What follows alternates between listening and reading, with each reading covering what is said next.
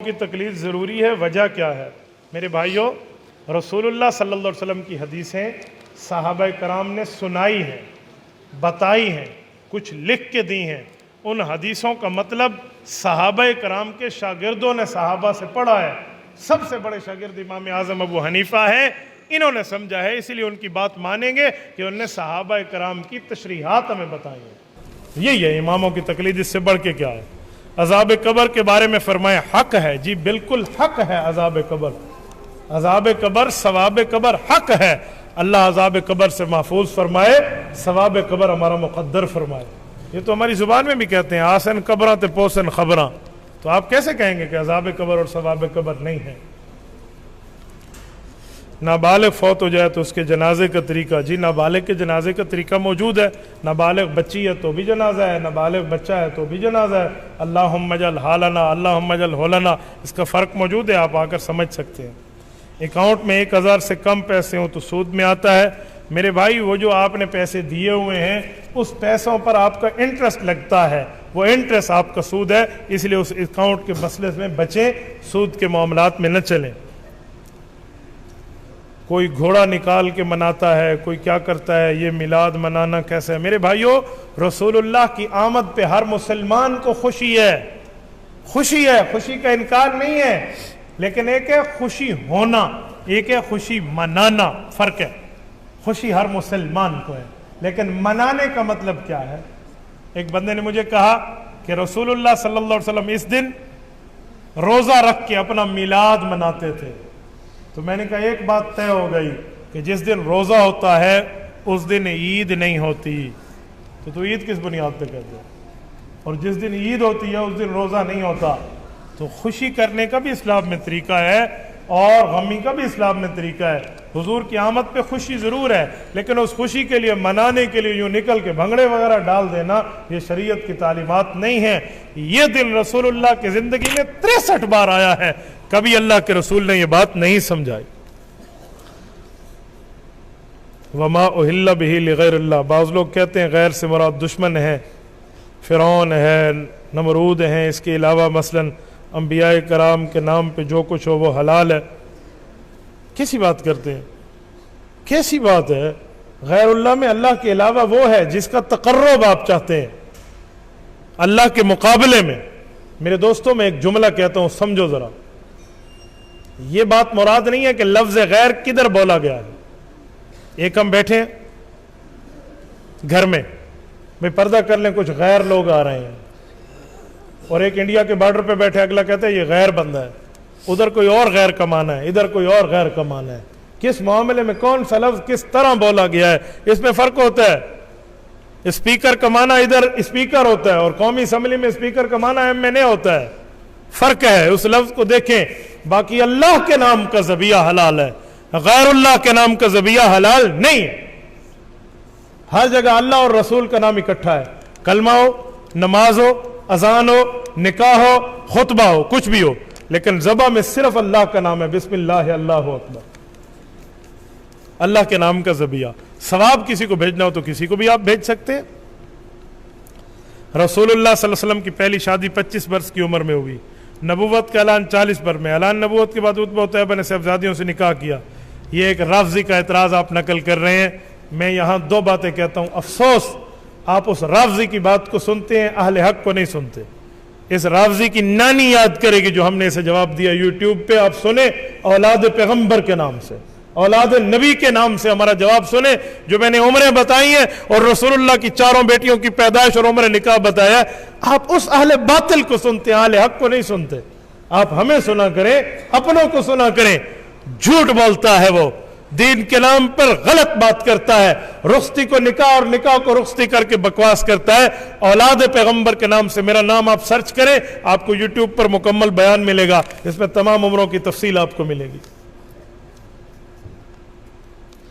ایک آدمی کو معلوم نہیں رمضان مبارک میں دن کے وقت روزے کی حالت میں بیوی سے اس نے جماع کر لیا، روزے کی حالت میں بیوی سے، تو ہر طرف وہ کہا، یہاں معلوم نہیں کہ کیا معنی ہے، معلوم نہیں کا کیا مطلب ہے۔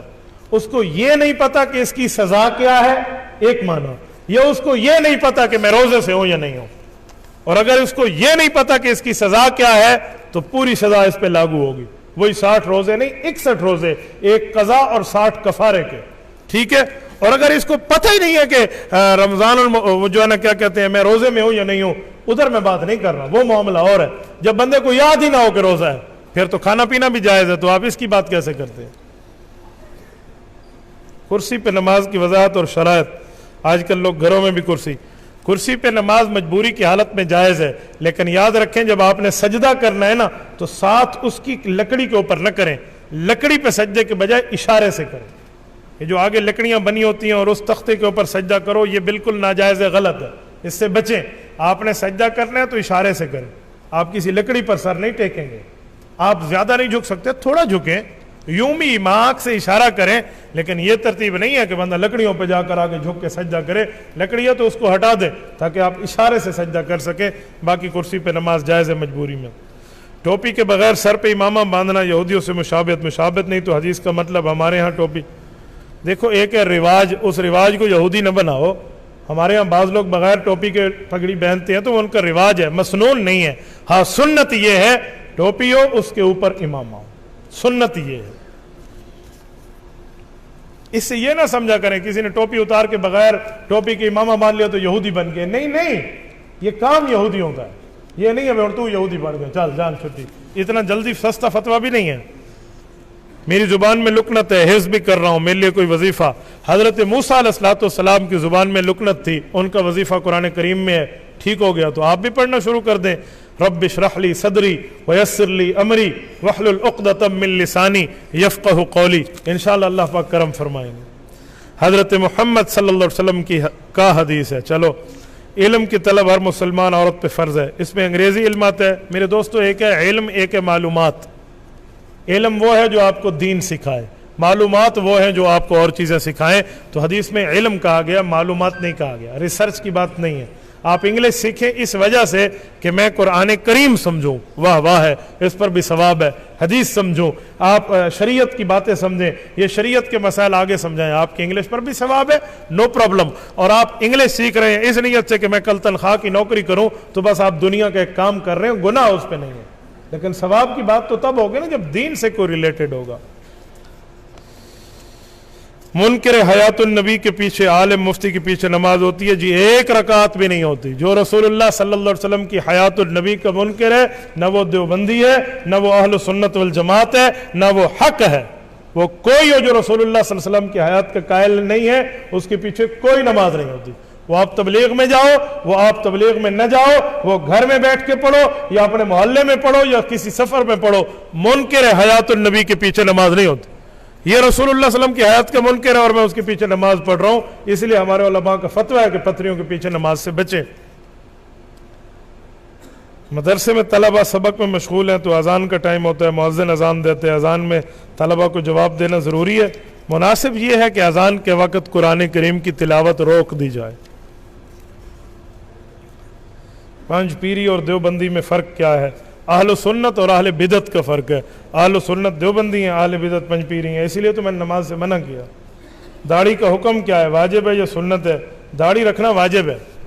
1,24,000 انبیاء کی داڑھی ہے، 1,24,000 صحابہ کی داڑھی ہے، کوئی نبی کوئی صحابی داڑھی منڈا نہیں ہے، اس لیے داڑھی حکماً واجب ہے۔ ایک بندہ مجھے کہنے لگا داڑھی سنت ہے، تو میں نے کہا پھر؟ کہتے اس لیے کبھی رکھ لیتا ہوں کبھی کٹا لیتا ہوں۔ میں نے کہا ان نکاح من سنتی، نکاح بھی سنت ہے، کبھی بیوی رکھ لو کبھی طلاق دے دو۔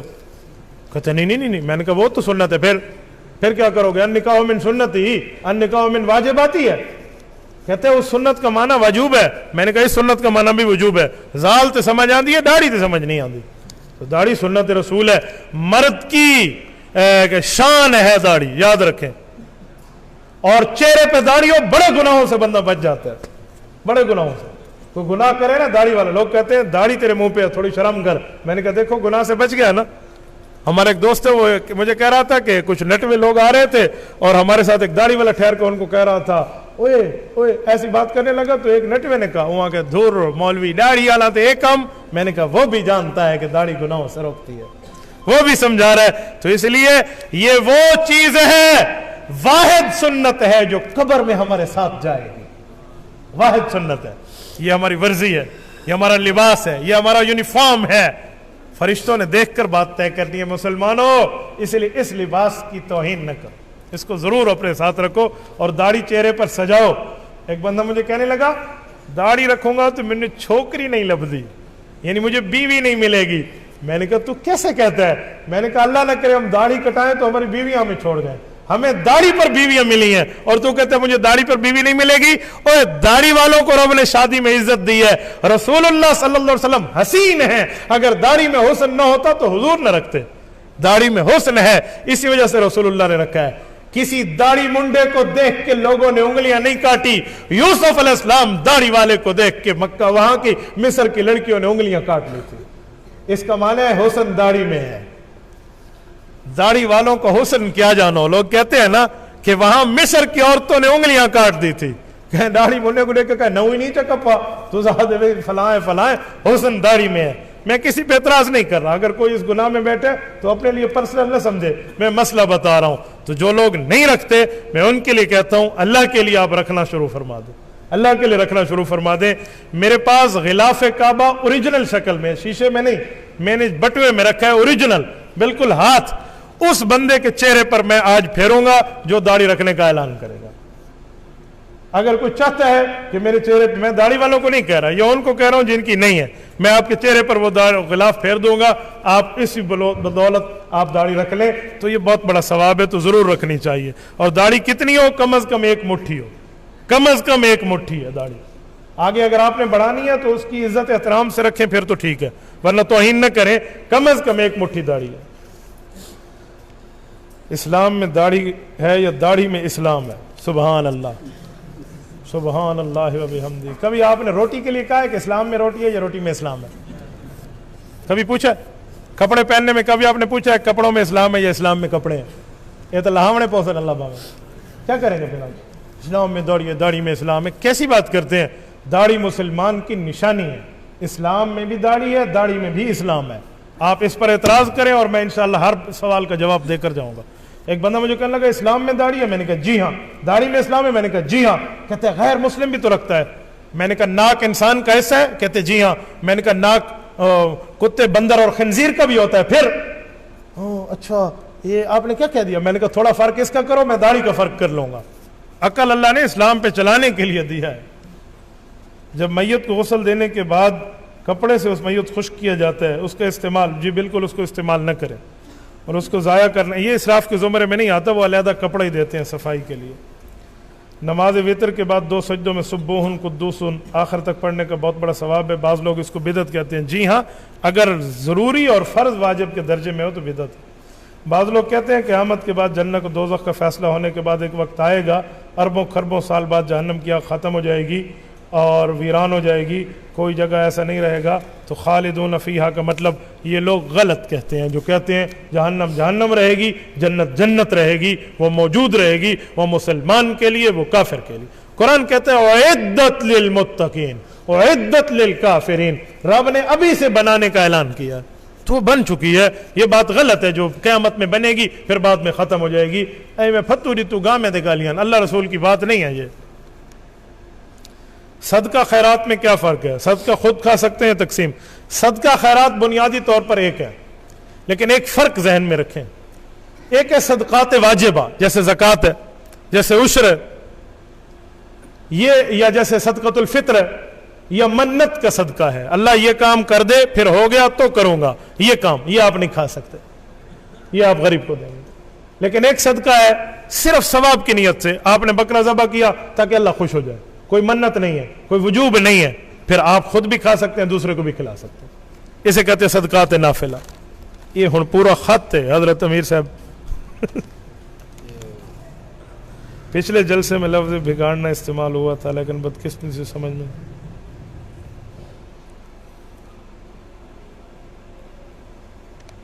اچھا اچھا اچھا اچھا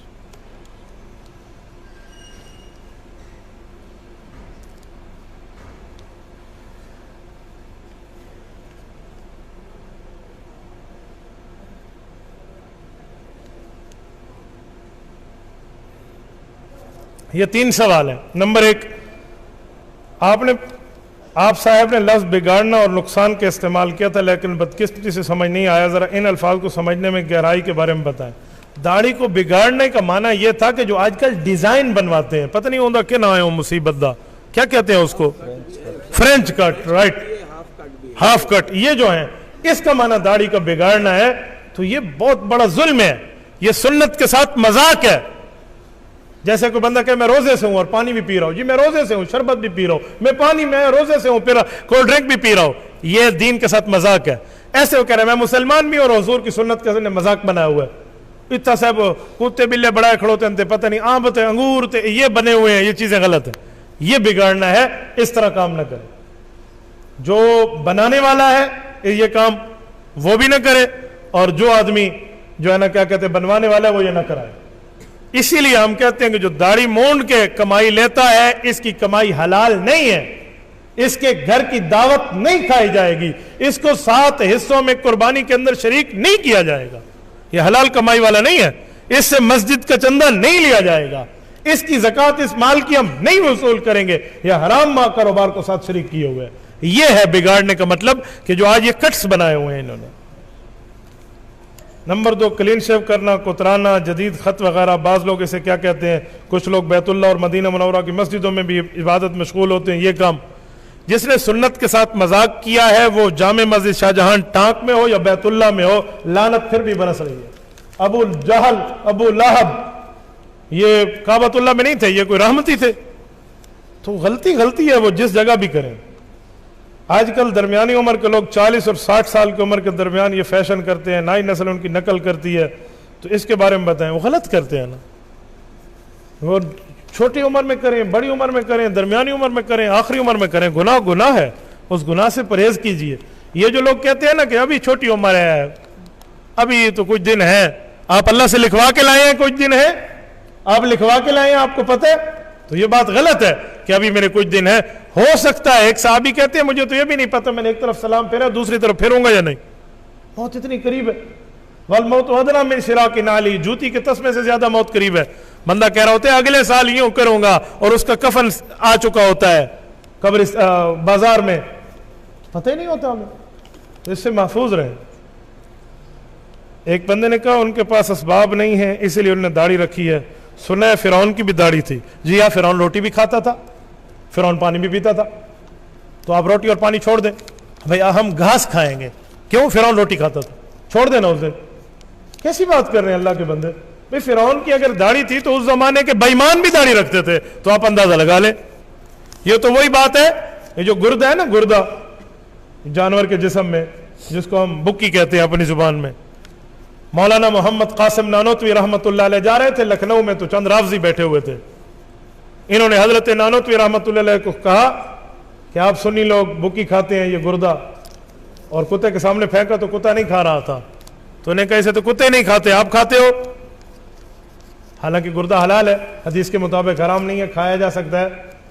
تو حضرت نانوتوی نے فرمایا کیا کہا، انہوں نے کہا اسے تو کتے نہیں کھاتے، دیکھو ہم کتے کے سامنے اور کتا نہیں کھاتا گردے، تو حضرت نے فرمایا جی جی بالکل بالکل کتے نہیں کھاتے، نہیں سمجھے، انہوں نے فرمایا جی جی جی بالکل کتے نہیں کھاتے، تو اسے سمجھ آ گیا۔ تو اس زمانے کے تو بے ایمان بھی داڑھی رکھتے تھے، آج کے زمانے کے حضور رسول اللہ کو امتی، اپنے آپ کو حضور کو امتی کہے پھر بھی نہ رکھے۔ ایک بندے نے مجھے کہا چور کی داڑھی میں تنکا، میں نے کہا جی جی اس زمانے کا چور بھی داڑھی رکھتا تھا تبھی تنکا آیا، آج کل ہوتا تو چور کی مونچھ میں تنکا میں بھی کہہ سکتا تھا۔ عجیب روش چل پڑی علماء کو بدنام کرنے کے لیے۔ ایک بندہ مجھے کہنے لگا ملا کی دوڑ مسجد تک، تو میں نے کہا پروفیسر کی دوڑ یونیورسٹی تک، استاد کی دوڑ سکول تک، ذاکر کی دوڑ امام بارگاہ تک، پنڈت کی دوڑ مندر تک، پادری کی دوڑ گرجے تک، یہ تو کوئی نہیں کہتا، ملا کی دوڑ مسجد تک یاد ہے، تے باہر سارے جڑے کھڑے ہوتے ہیں تو میرے دوستو بات پوری کرنی چاہیے۔ صرف مولوی کو، ایک بندے نے کہا مولوی حلوہ کھاتے ہیں، میں نے کہا صبح حلوہ پوری کی دکان پہ جاتے ہیں یا کسی سویٹ ہاؤس پہ جاتے ہیں، وہاں سی سی ٹی کیمرہ لگا لو 2 دن کے لیے، دیکھو داڑھی والے زیادہ خریدنے آتے ہیں یا تم لوگ زیادہ خریدنے آتے ہیں۔